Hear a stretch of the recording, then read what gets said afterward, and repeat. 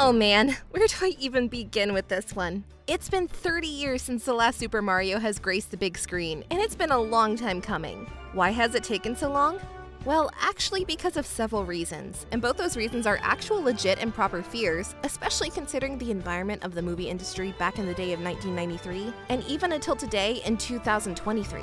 One reason Nintendo has never chosen to trust companies with their intellectual properties is because of the full-blown bomb at the box office.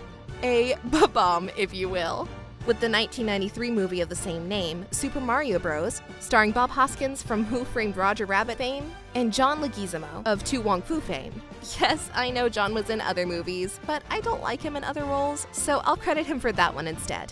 Coming with a budget of nearly $50 million and having a box office run of under $40 million, well, that doesn't exactly bestow confidence to not only the studio, but for fans and customers alike.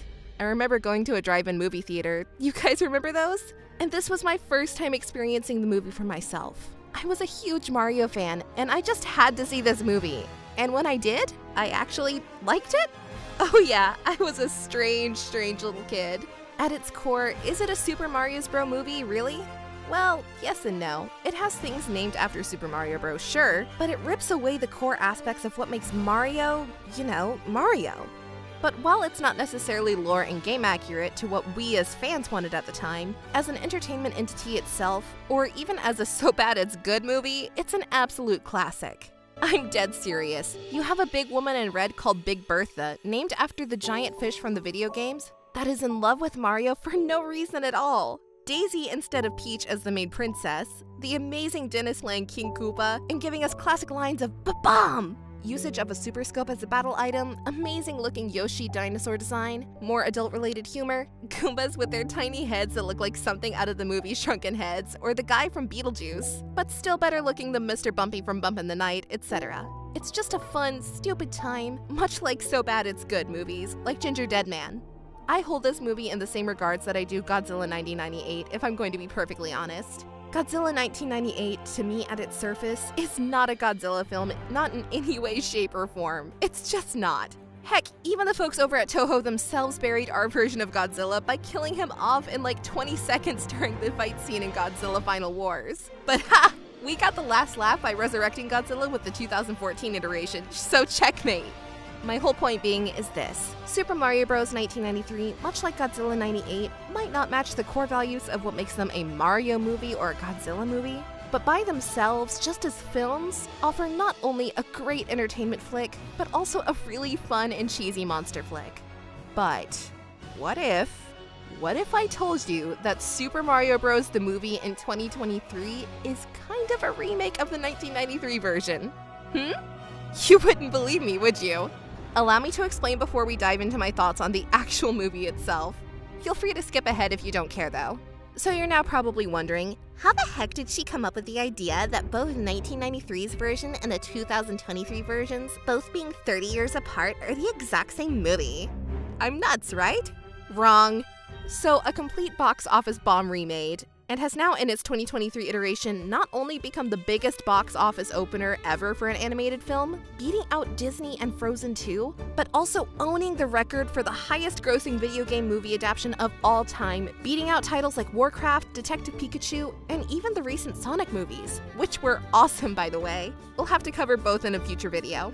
So let's get down to it. Here at the 2023 version of Super Mario Bros., the Mushroom Kingdom and the way you traverse to it is presented to you as a parallel dimension to our own, much like it is with Dino Hatton in the 93 movie.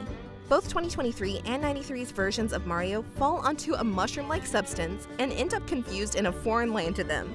Both versions of Mario make a trek across the kingdom, both Marios get a gigantic kiss from a character named Big Bertha. Both movies have scenes that utilize carts and cars. Both have Mario and Luigi facing off against Bowser himself in the climactic battle. Both Mario and Luigi in 1993 and 2023 iteration are struggling plumbers trying to catch a break, and both movies having a rival, such as an evil businessman in the 1993 version and Spike in the animated version. Still not convinced? Okie dokie! Adding further to the similarities, each version has Mario and Luigi fixing a big pipe burst to stop flooding in order to prove themselves as capable plumbers. Both versions of the princesses, Daisy for 93 and Peach for 2023, Both have a murky backstory, with both versions of the characters being dropped off as a baby in a different land and found by someone who will take them in, which includes nuns for Daisy and toads for Peach. Adding further, both worlds in the live-action movie and in the animated version converge together and bring in Bowser's realm to the real world. Okay, you get it now, they're both very similar, but one is way better than the other. I'll let you hold your opinion on which you think is better. But for now, let's go and see what I personally thought about the new Super Mario Bros. Movie. What I loved about it, what I didn't like about it, and an entire section dedicated to references or homages that I managed to catch during my multiple viewings of this movie. Because, oh yeah, there's a plethora of them.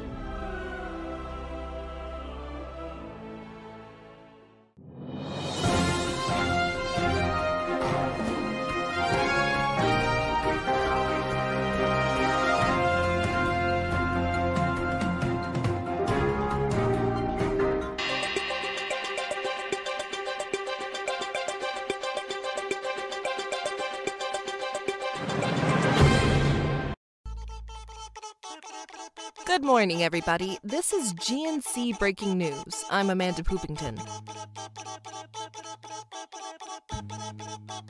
Chaos has erupted across the globe as one movie about a pudgy Italian man has powered up quite a stir. GNC's very own Handoff Mascrotum brings you the latest from on-site on the scene. Handoff, can you hear me? Yes, Amber. Loud and clear. It's Amanda. I'm so sorry. My apologies. That's quite all right. So tell us, Handoff, are things as crazy as people say on Ground Zero? Absolutely, Anna. It would seem the divide between critic and fan has never been wider. Amanda. What? My name isn't... Not since the days of the landmark case Golf v. Joel has there been such a battering. An absolute bloodbath, Audrey. A bloodbath. Andrea, are we still live? So what is your verdict on this whole mess, Handoff? Anything you can report to help our viewers? Absolutely, Ashley.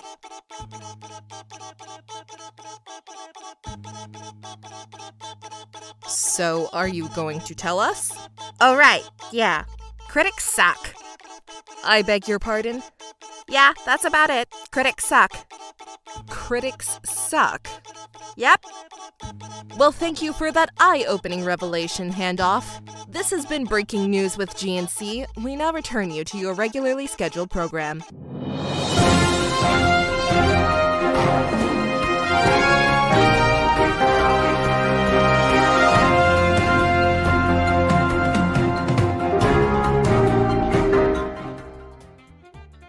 The Super Mario Bros. Movie in 2023 comes at a weird time. I say weird because just 10 years ago, video game movies were thought of as a joke and treated with such disdain and disrespect. It wasn't until recent years that companies are actually starting to get it and honoring the source material rather than considering it a burden. Titles like Warcraft, while not received the best, still offered a pretty decent adaptation for the franchise of Warcraft. Detective Pikachu is another movie that raised the bar even further by showing video game adaptations can still be different from the source material, but still end up fun and a good time. Then you have the Sonic 1 and 2 movies that proves that Paramount knows what they're doing by giving Sonic the love and care that he deserves, and making two absolutely fantastic video game movies that I've personally seen a dozen times. But wait, wasn't Uncharted a video game movie? Yeah, we don't talk about that one around these parts. It doesn't exist, okay? Great. Now with the video game adaptation bar set to new heights, does Super Mario Bros. Set a new standard for video game adaptations to follow, much like Mario has done in the age of NES, and what he did for 3D platforming with Mario 64?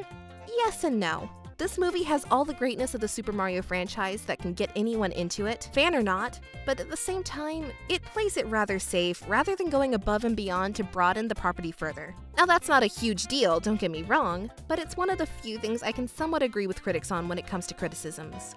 Sure, I have my own criticisms too, which I will get into very shortly, but for now, let's do a rundown of the movie from start to finish and what I have to say about Illumination, who I had zero faith going into this because I'm not a huge fan of their movies, as well as my thoughts on the cast for this movie too, whom I also endlessly bashed to people in DMs on social media because honestly, I thought the casting was something out of an April Fool's joke.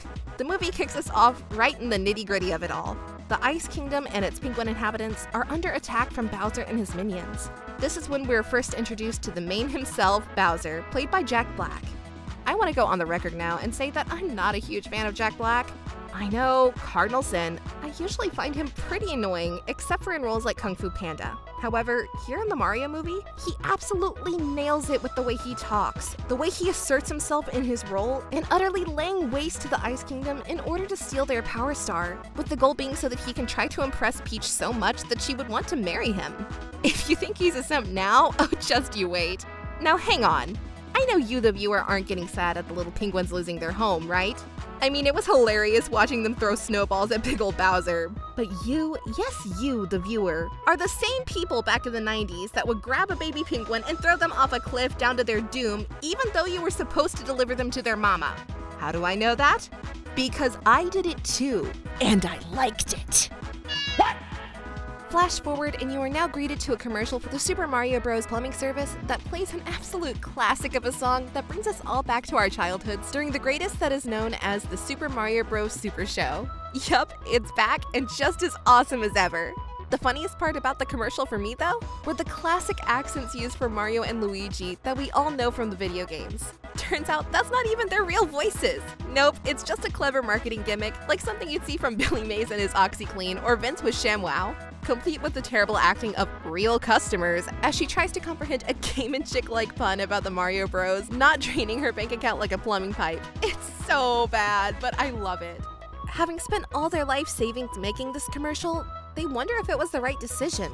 But there's a man squarely in their corner, a tiny little man in overalls played by the legend himself, Charles Martinet. He is not only dressed as Jumpman himself from the original Donkey Kong arcade, which we'll get into shortly, but also does his classic Mario voice. However, not everyone is as enthused as the little old man. An annoying heckler makes fun of the brothers and bullies them for not getting a job and being losers.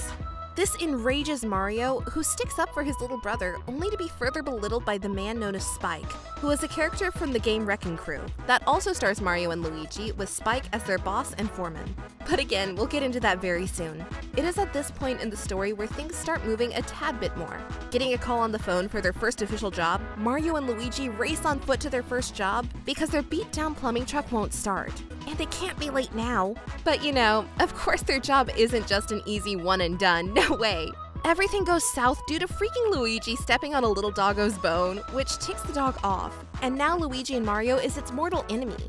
This part of the movie made me laugh a ton because this little dog is out for blood and attacks them viciously as revenge, literally destroying the entire bathroom, nearly falling out of the window to its death, and getting the Mario Bros. Fired on their first ever job. Yikes! I mean, I can relate. When someone steals the last slice of pizza, I too become rabid and a lunatic. But that's besides the point.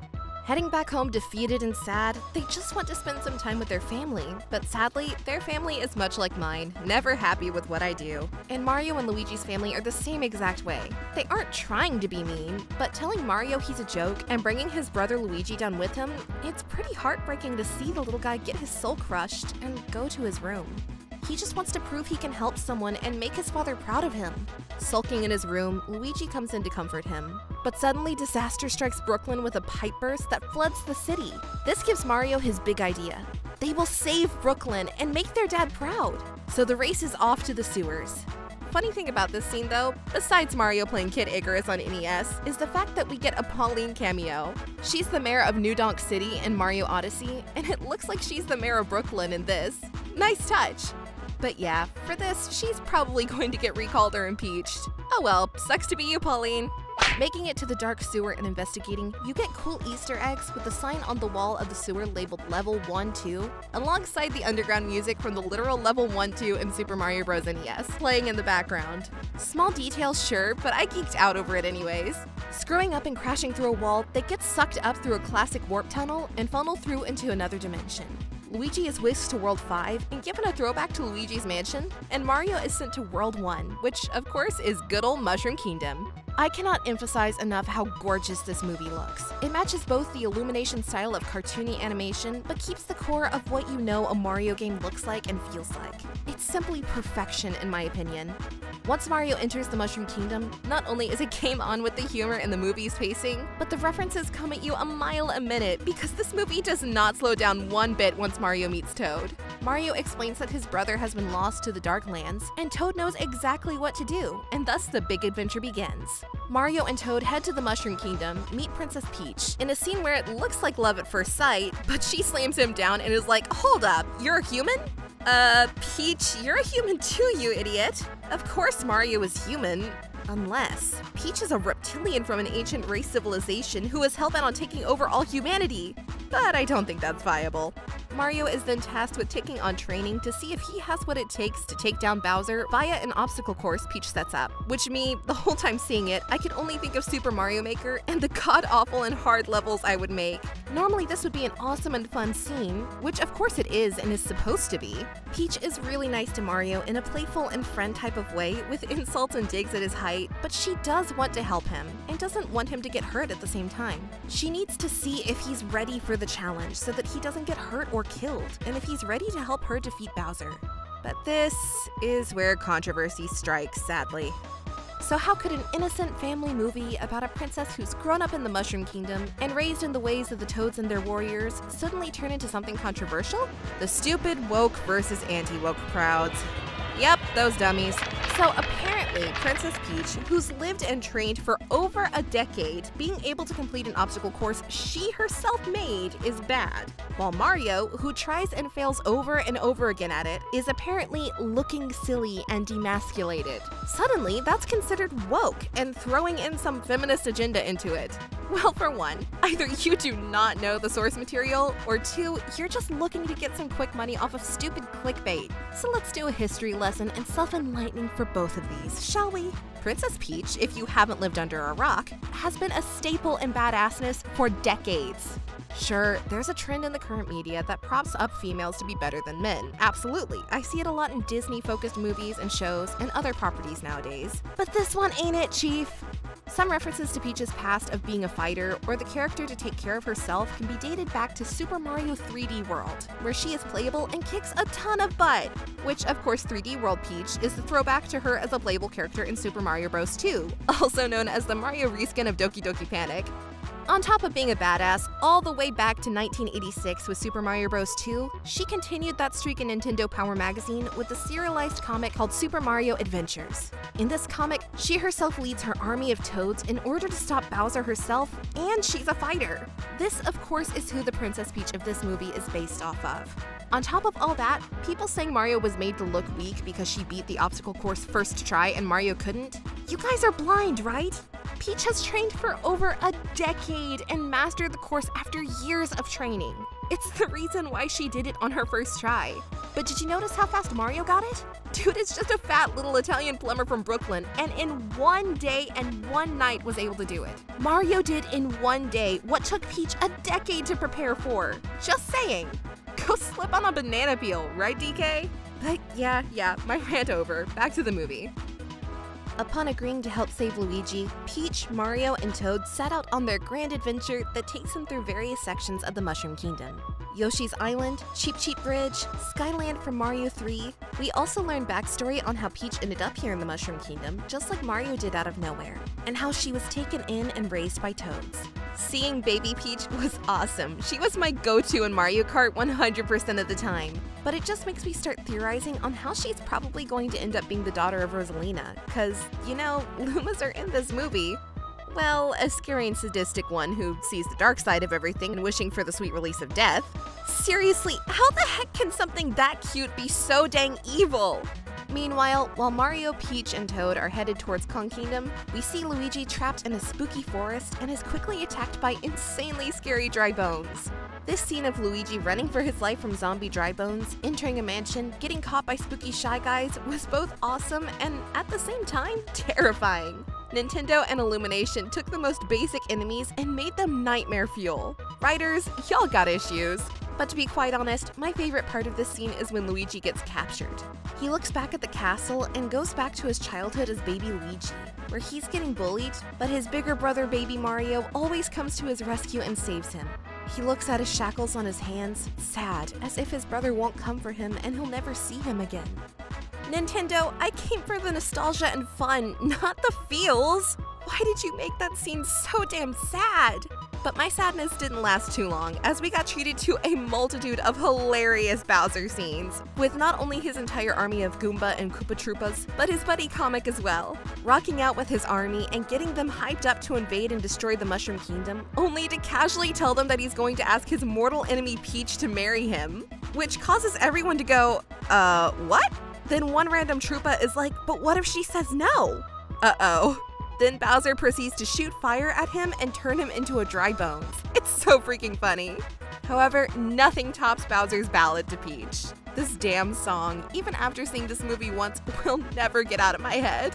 Peaches, peaches, peaches, peaches, peaches, I love you. Oh man, I don't think I've laughed that hard at a movie in a long time. It's freaking gold. Funny thing is, it's actually eligible to be nominated for an Oscar, no joke. It better win too.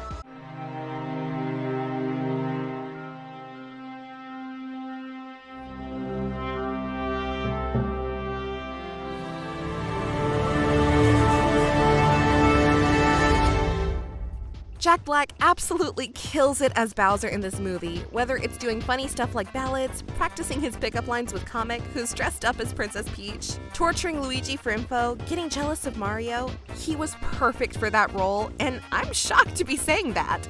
Besides Bowser, who else were great additions to the cast?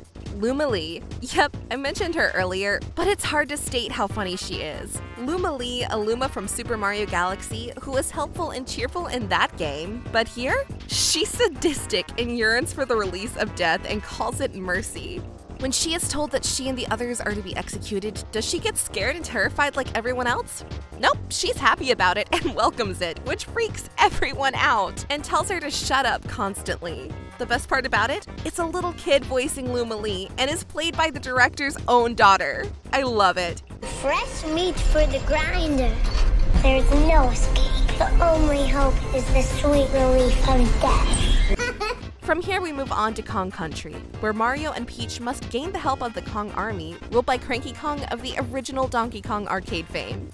After driving with a crazy Kong in his cart and killing an innocent pedestrian, Mario is told that he must fight Cranky Kong's son, Donkey Kong, in order to win the Kong's army forces. This scene is straight up ripped out of Super Smash Bros., complete with stage setup and Cranky Kong turning off items for Donkey Kong so it would be fair to Mario, just like competitive players like doing it for esports play. Donkey Kong versus Mario!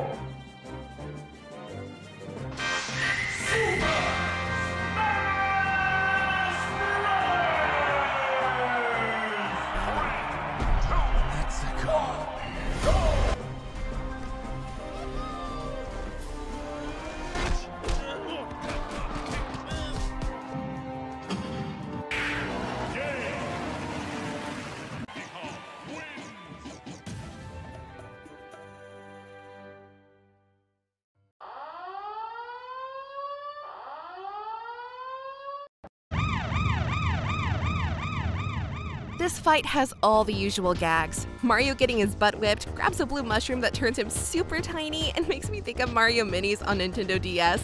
Homage to Donkey Kong's arcade with DK throwing a barrel at Mario. Catsuit mayhem from Super Mario 3D World, in which Mario releases a terrible meow joke that reminded me of the awful same joke from the Sonic movie. Finally beating Donkey Kong with the power of the cat, Cranky gives the okay and agrees to loan them his army, and even allows them to customize their own carts, just like in the Mario Kart games.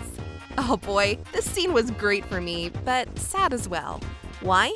Well, it was great because it honors the Mario Kart games by giving them the exact carts that Mario and Peach have in the games. But it's sad at the same time because it's a cold reminder that, yeah, we ain't ever getting Mario Kart 9, are we? Gonna end up having freaking Nintendo Switch 2 Pro and a re-release of Mario Kart 8 Deluxe from Wii U again. What ensues after it is just 10 minutes of freaking amazing action that has kart racing along Rainbow Road, complete with green shell throwing, banana peel slipping, anti-gravity wheel use like Mario Kart 8, blue shell Koopa Troopa going Terminator 2 on us, and giving all Mario fans complete PTSD by chasing Mario and Donkey Kong down and blowing them up and off Rainbow Road down to the water below to be eaten by Unagi, which allows Kong army to be captured. Scared and defeated, Princess Peach retreats back to the Mushroom Kingdom to evacuate everyone. As you might have guessed, even at this point with the movie nearly done, a smile never left my face. Everything I had seen or was seeing was simply mind-blowing. This is what I wanted as a kid. But my appreciation for what I was seeing and my bout of nostalgia just kept growing as the end of the movie started coming closer to its fruition, with Mario and DK escaping from Unagi's belly, Princess Peach being forced into marrying Bowser just like in Super Mario Odyssey, complete with Bowser in a tuxedo and all, DK and Mario showdown against Bowser's army that gives a taste at both 3D and 2D action of the Mario series, Mario taking flight to save Luigi, and the Mushroom Kingdom as his Tanuki power-up from Super Mario 3, poor freaking King Bomb just trying to take a nap and ending up getting his fuse lit and explodes. Poor guy, he can't catch a break. Then culminating in one of the most awesome action sequences I've ever seen and heard of in an animated movie, with Mario showing why we love him, back against the wall, not sure if he can win, but he's Mario. He just wants to save everyone and will never give in no matter what odds. Utilizing the Power Star and then the remixed Star Power theme hits as Mario and Luigi lay waste to Bowser's army, swing Bowser around like in Mario 64 and give him one swift stomp to the head, defeating the evil king once and for all, saving the Mushroom Kingdom and Brooklyn in the process. The ending sequence was awesome, turning Bowser into a little tiny Bowser to put him in a jar, Jumpman giving them a wahoo! Angry Doggo nodding his head telling Luigi, good job kid. Then a tease at the audience of it all being a dream. Oh lord, I almost thought they were going to do that to us, like the end of Super Mario 2 when the whole game ends up being Mario's dream. Because after the movie is over, it shows Mario waking up in his bed just like in Super Mario 2, but psych, they're now in their permanent home in the Mushroom Kingdom. Such a great ending and leaves it open for many more sequels for sure. Overall, at the end of the day, the Super Mario Bros. Movie was a fantastic experience. It had brotherly love with Mario sticking up for Luigi and Luigi comforting Mario, funny moments like Bowser's Ballad, sadistic Lumily, Mario and DK having beef with each other and DK trying to mess with Mario while he flirts with Peach, amazing action scenes like the battle against DK in Smash Bros, Rainbow Road fight, Ice Power Peach taking on Bowser's army during her wedding, superb music renditions of classic Mario themes from nearly all the Mario games, and an absolute crap ton of Easter eggs and references, which I will go into as a bonus in this review right after this. So stay tuned because I caught a lot. Is this movie perfect? No freaking way. A few issues I had with it include things like the voice of Cranky Kong played by Fred Armisen. While I do like him as an actor, his voice just did not work at all for Cranky Kong, and it was the only voice in the entire movie that gave me pause and took me out of the movie really. Pacing was also an issue for me. The movie starts off slow as a build-up that shows the relationship between the two brothers, but as soon as they plop into the Mushroom Kingdom, it's non-stop set piece to next set piece. While it doesn't necessarily hurt the movie, that's bad to me. I still wanted a little bit more time for heartfelt scenes, like Mario and Peach in the flower garden, more time spent with DK and Mario coming to a truce rather than just making up with each other in literally 2 minutes. Finally, I think the movie played it a little too safe. I get why they did it, but I would have liked them to get a tad bit more ambitious. But here's hoping that happens in the inevitable sequel. Other than those gripes, I hardly have any negative things to say about this movie. Yes, even Chris Pratt, who I was definitely not sure of early on, does a great job as Mario in this, and half the time you forget it's even him. Likewise, you have great performances by Charlie Day as Luigi, Anya Taylor as Peach, Kevin Michael Richardson as Comic, Jack Black as Bowser, and Keegan-Michael Key as Toad. Seth Rogen? He was okay, I guess. Did a signature laugh, which was kinda funny. So if you're a Mario fan, you must see this movie. There's no question that you'll love it. If you aren't a Mario fan but have kids, I definitely recommend it as well. It's perfect for all families and age groups to sit down and just have a really great time and focus on just entertaining you, which is something not a lot of movies attempt to do for people nowadays. My verdict? Check it out! Opening Pizzeria.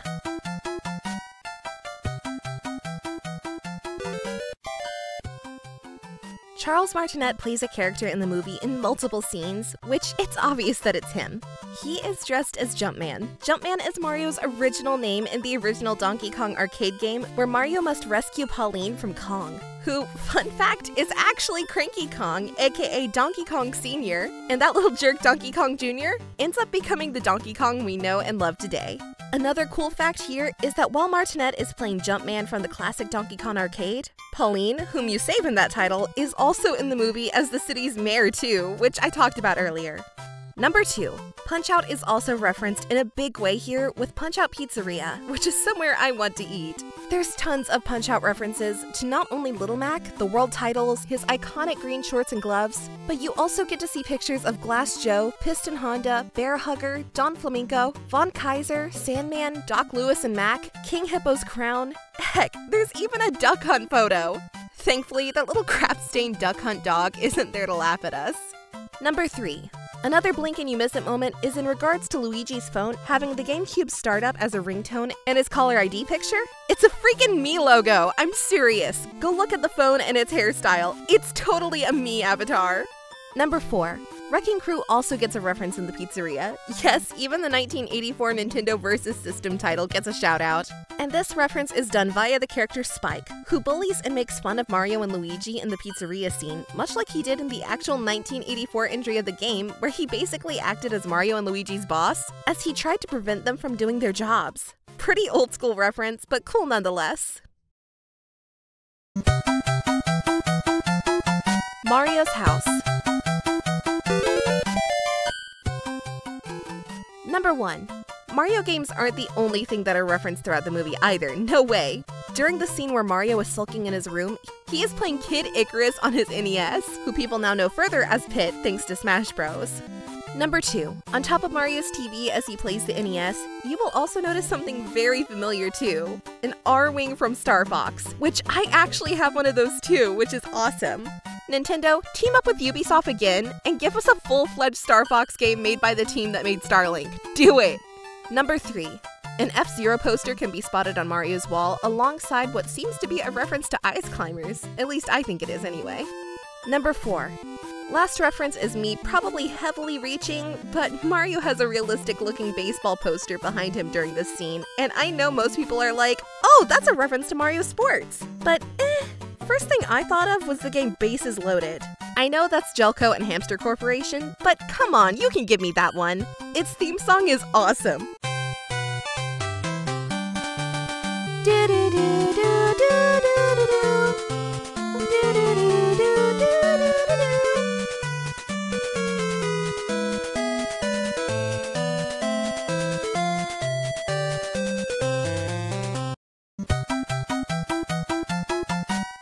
First job. When Mario and Luigi are headed for their first major job with their car on the fritz and not starting, in the background you can see Sunshine Travel Agency, complete with a dolphin logo, which is of course a direct reference to Super Mario Sunshine and Isle Delfino. Number 2.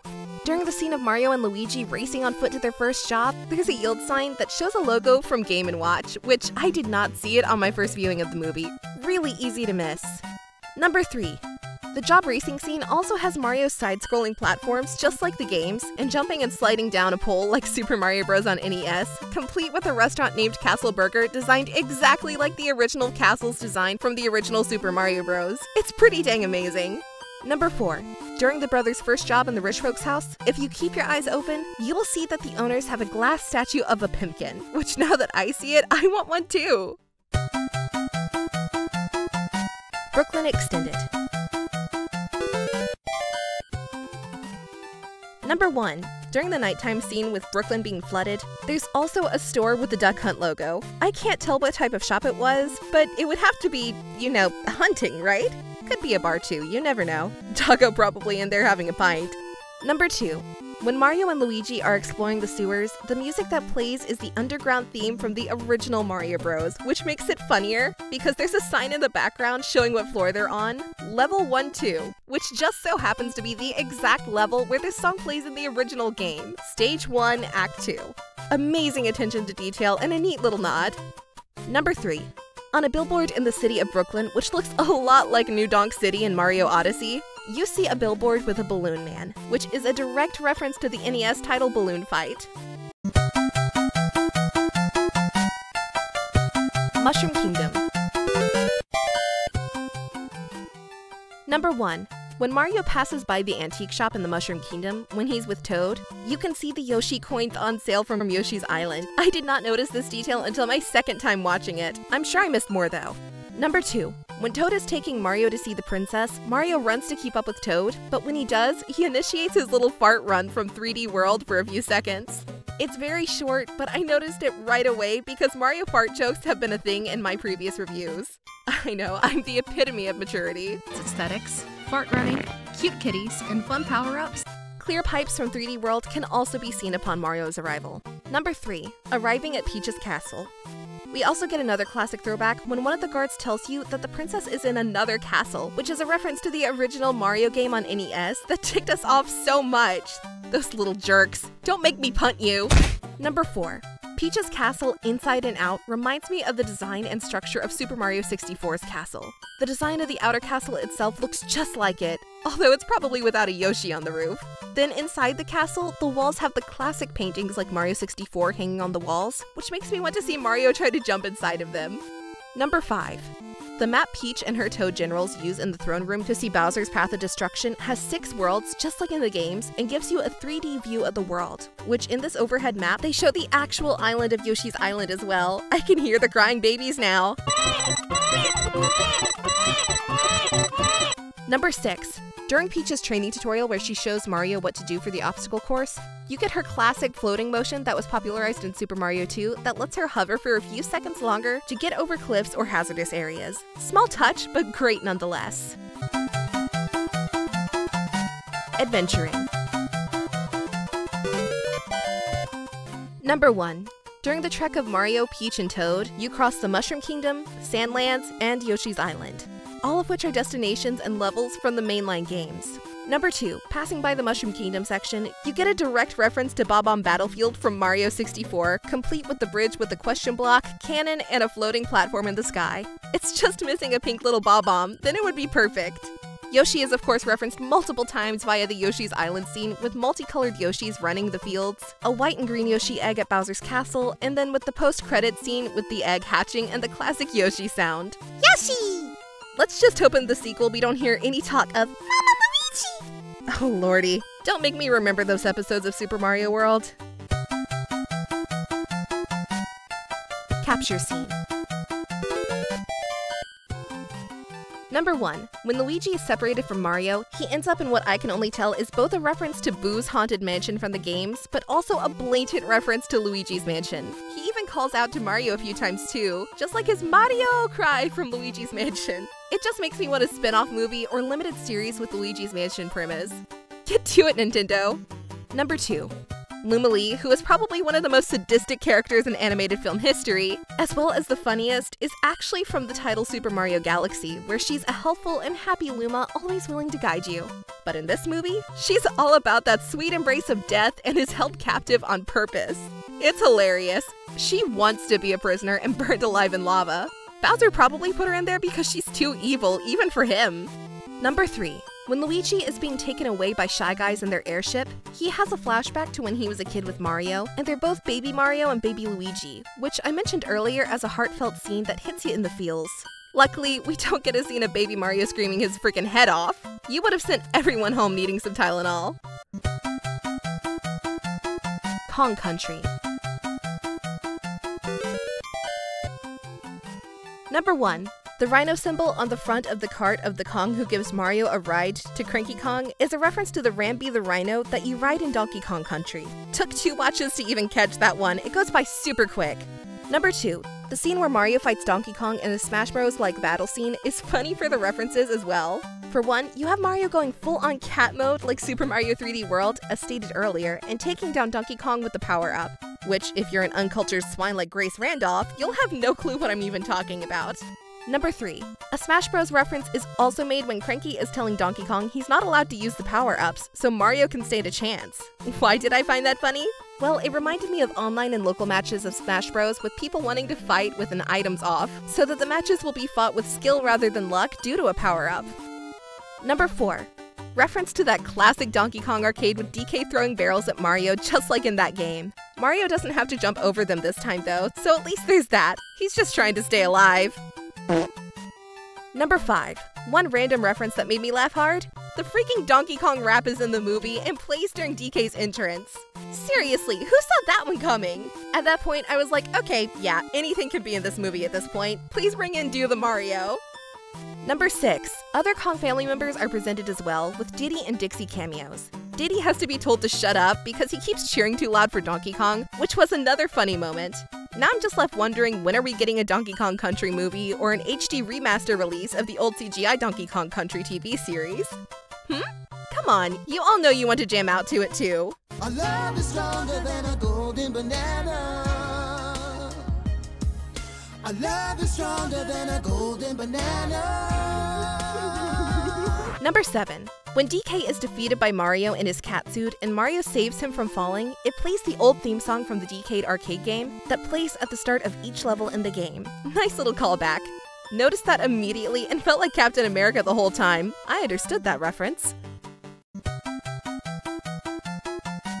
Enemies. Number 1.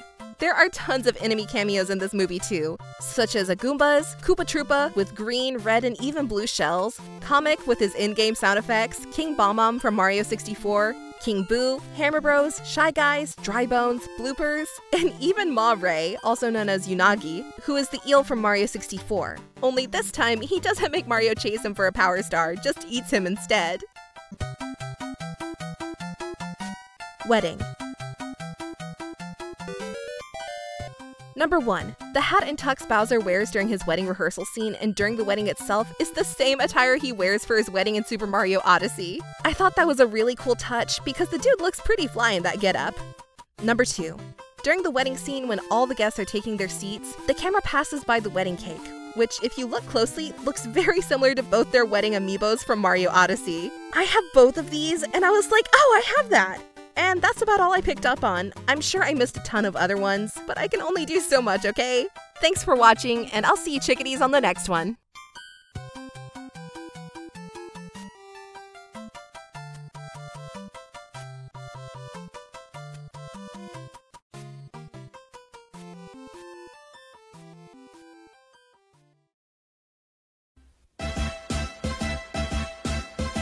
Do the Mario! Swing your arms from side to side. Come on, it's time to go. Do the Mario. Take one step and then again. Let's do the Mario all together now. You got it. It's the Mario. Do the Mario. Swing your arms from side to side. Come on, it's time to go. Do the Mario. Take one step and then again. Let's do the Mario all together now. Come on now, just like that. Beep.